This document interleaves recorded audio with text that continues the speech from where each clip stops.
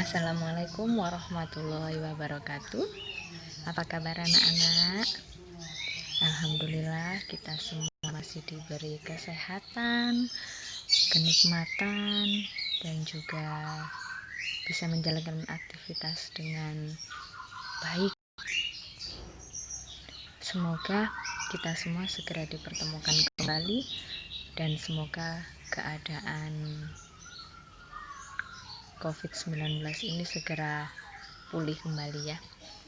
Oke, Bu Titis akan menyapa kalian semuanya setelah kita kemarin berjumpa di aula. Bu Titis harapkan semuanya sekarang bisa mengikuti pembelajaran online secara baik dan secara rajin ya. Kemarin semuanya sudah janji sama Bu Titis untuk mulai hari ini akan rajin mengikuti pembelajaran ya kan. Oke, sekarang saya tunggu bukti dari janji kalian ya. Oke, hari ini Bu Titis akan memberikan informasi layanan BK tentang konsep diri. Perhatikan materi yang Bu Titis berikan dengan baik-baik, disimak baik-baik, dan nanti saat ada tugas di Google Classroom tolong dikerjakan dengan baik dan secepat mungkin dikirim ya, karena kalian semua anak yang rajin, anak yang hebat. Anak SMK harus rajin, harus hebat ya, untuk jadi generasi penerus bangsa yang hebat. Oke, sekarang kita mulai ke materi. Kita mulai materinya ya, tentang konsep diri. Konsep diri itu apa sih? Nah, konsep diri adalah pandangan dan perasaan tentang diri kita sendiri yang meliputi apa yang kita pikirkan dan juga apa yang kita rasakan. Kalian semua tentunya bisa berpikir kan, kalian itu sedang memikirkan apa, sedang merasakan apa. Nah, itu yang disebut tentang konsep diri. Tapi yang dipikirkan diri sendiri, bukan orang lain ya. Itu baru namanya konsep diri. Kalau kita memikirkan orang lain, bukan disebut sebagai konsep diri. Oke, lanjut. Kemudian komponen-komponen yang ada dalam konsep diri adalah contoh ini ya. Tapi ini contoh yang negatif. Contohnya, saya ini orang bodoh. Itu disebut sebagai konsep diri. Saya adalah orang bodoh. Kemudian yang ada dalam komponen konsep diri itu sendiri adalah yang pertama citra diri, atau biasa disebut istilah kerennya dengan self image. Nah, jadi orang yang memiliki citra diri bahwa merasa dirinya bodoh, itu salah satu komponennya. Kemudian ada lagi komponen secara afektif, yaitu harga diri atau bisa disebut self esteem. Nah, contohnya, saya malu sekali karena saya ini orang bodoh. Nah, ini tentang penghargaan diri sendiri ya. Karena dia bodoh, dia merasa malu bahwa dirinya bodoh. Oke, lanjut. Nah, apa saja faktor-faktor yang mempengaruhi konsep diri? Yaitu yang pertama adalah orang lain. Nah, menurut Harry Stack-Sullivan, jika kita diterima orang lain, dihormati dan disenangi, kita akan cenderung bersikap menghormati dan menerima diri kita sendiri. Nah, ini adalah konsep diri positif. Tapi, jika orang lain selalu meremehkan, menyalahkan, bahkan menolak kita, maka kita akan menyenangi diri kita sendiri. Ini konsep diri yang negatif. Salah satu yang bisa memberikan pengaruh kuat pada diri kita adalah orang tua, saudara, atau orang-orang yang tinggal dalam satu rumah dengan kita. Nah, ini sangat berpengaruh ya orang lain ini ya. Jadi penilaian terhadap kita, kemudian apa yang orang lain pikirkan tentang kita, itu nantinya akan menjadi konsep diri dalam diri kita. Lanjut, yang kedua, kelompok rujukan atau grup. Nah, jadi selain orang lain secara individu yang menilai kita, juga ada grup yang menilai kita ada kumpulan orang, sekumpulan orang yang menilai kita. Jadi sekelompok orang yang secara emosional mengikat kita sehingga perilaku kita disesuaikan dengan norma-norma kelompok tersebut, misalnya kelompok pengajian, kelompok arisan, kelompok pecinta sepeda, kemudian kelompok pecinta games, kelompok pecinta hobi, misalkan hobi apa, hobi gantangan burung, itu ada sekelompok orang. Nah, itu mempengaruhi konsep diri juga, karena kita mau nggak mau akan tertarik dengan kelompok itu. Nah, sekarang ada konsep diri negatif dan juga ada konsep diri positif ya. Nah, ciri-cirinya apa Bu konsep diri negatif itu? Yang pertama, orang tersebut peka terhadap kritik. Yang kedua, responsif terhadap pujian. Jadi kalau dipuji dia merespon. Kemudian yang ketiga ada hiperkritis. Jadi ketika seseorang dinilai misalkan tidak cocok dengan dirinya, dia akan cenderung untuk mengkritisi. Kemudian yang keempat yaitu cenderung merasa tidak disenangi orang lain. Jadi merasa bahwa apa yang ada dalam dirinya itu adalah jelek. Jadi dia cenderung merasa bahwa orang lain gak suka sama dia.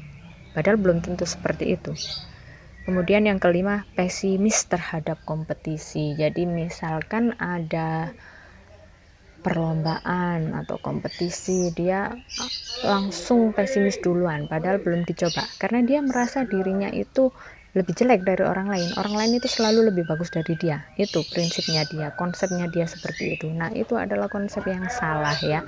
Setiap orang itu tentunya punya konsep yang positif, punya kelebihan dan punya kekurangan. Nah, kelebihan kita itu belum tentu kita itu merasakan, jadi bisa orang lain yang merasakan, tapi kita cenderung menilai diri kita itu negatif duluan. Nah, itu yang membuat konsep diri kita menjadi negatif. Oke, yang kedua yaitu ciri-ciri konsep diri yang positif. Yang pertama, yakin akan kemampuan dalam mengatasi masalah. Wah, optimis banget ini. Kemudian merasa setara dengan orang lain, jadi orang lain bisa, saya juga harus bisa. Menerima pujian tanpa rasa malu. Nah, ini juga bagus ya. Jadi kalau dipuji ya harus bangga dong bahwa orang lain mengakui kelebihan kita. Kemudian yang keempat, menyadari bahwa setiap orang mempunyai perasaan, keinginan, dan perilaku yang tidak seluruhnya disetujui masyarakat. Memang apa yang kita rasakan, apa yang kita inginkan, dan apa yang kita lakukan itu tidak sepenuhnya orang lain setuju kan.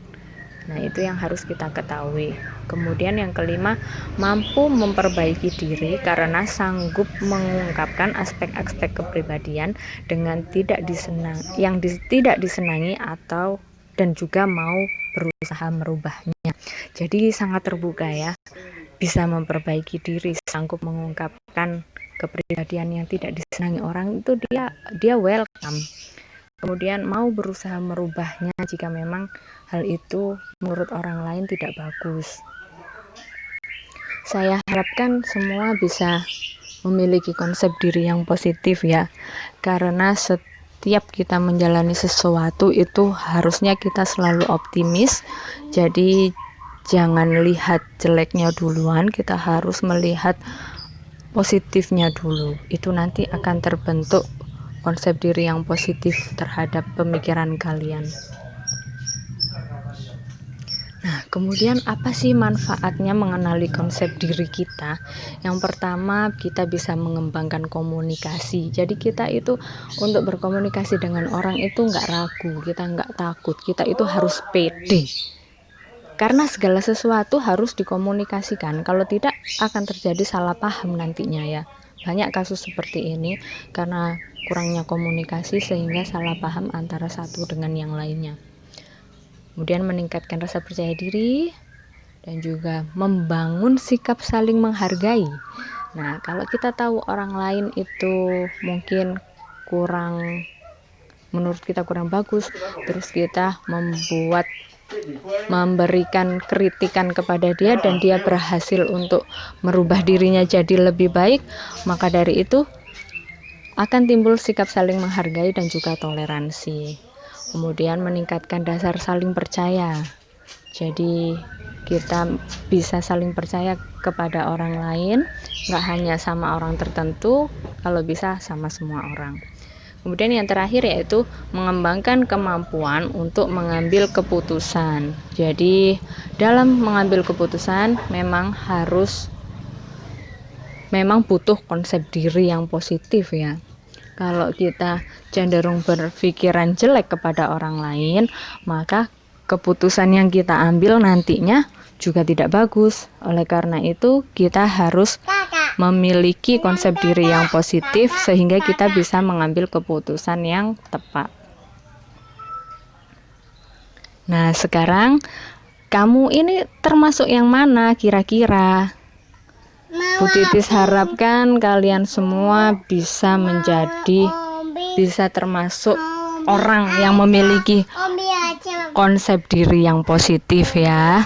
Kalau belum bisa, nah mulai sekarang harus belajar gimana caranya membangun konsep diri yang positif. Oke, sekian dulu materi hari ini. Untuk reviewnya kita kembali ke Google Classroom ya. Silakan dikerjakan dengan baik, dengan sepenuh hati, sesuai kata hati kalian. Karena di sini tidak ada yang salah, tidak ada yang benar. Jadi Bu Titis harapkan apa yang kalian tuliskan itu yang sesuai dengan keadaan diri kalian saat ini, oke?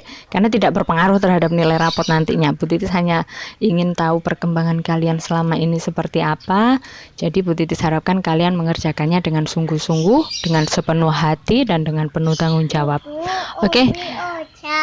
Pertemuan hari ini sampai sini dulu. Nanti kita lanjutkan di pertemuan berikutnya. Semoga kita semua senantiasa diberikan kesehatan. Amin ya robbal alamin. Oke, Bu Titis akhiri. Assalamualaikum warahmatullahi wabarakatuh. Sampai ketemu lagi.